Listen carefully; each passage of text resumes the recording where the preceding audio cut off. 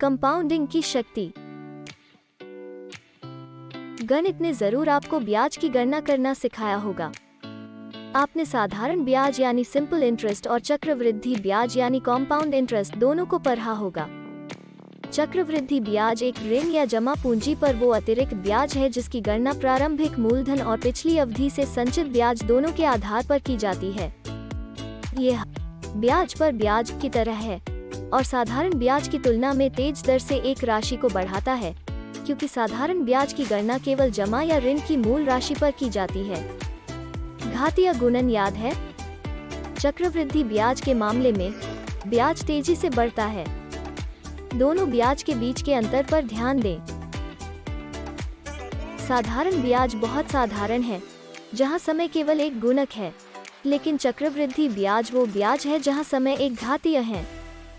जैसे 2 को 3 से गुणा करने पर 6 मिलता है, लेकिन 2 को 3 से घात करने पर 8 मिलता है। इसी से सारा फर्क आता है। जिस दर पर चक्रवृद्धि ब्याज अर्जित होता है वो चक्रवृद्धि की आवृत्ति पर निर्भर करता है। जैसे कि चक्रवृद्धि अवधि की संख्या जितनी अधिक होगी, चक्रवृद्धि ब्याज उतना ही अधिक होगा। इस प्रकार 100 रुपए पर 10% सालाना की दर से अर्जित चक्रवृद्धि ब्याज की राशि उसी समय अवधि में 5% अर्धवार्षिक पर अर्जित चक्रवृद्धि ब्याज की तुलना में कम होगी। ब्याज को किसी भी दी गई आवृत्ति अनुसूची पर दैनिक से वार्षिक और निरंतर तक चक्रवृद्धि किया जा सकता है। आइए एक अति आवश्यक प्रश्न का उत्तर दें जो अभी हम सभी के मन में है। हम बैंकों को ऋण पर कौन सा ब्याज भुगतान करते हैं और वो ब्याज कौन सा है जो बैंक हमें जमा पर भुगतान करते हैं? प्रत्येक उधारकर्ता और जमाकर्ता के लिए यह रुचि का विषय होना चाहिए। बैंक आपके ऋण के मासिक भुगतान की राशि का निष्कर्ष करने के लिए जटिल प्रकार की ब्याज गणना विधियों का उपयोग करते हैं, जिस मासिक भुगतान को समान मासिक किस्त या ईएमआई भी कहा जाता है।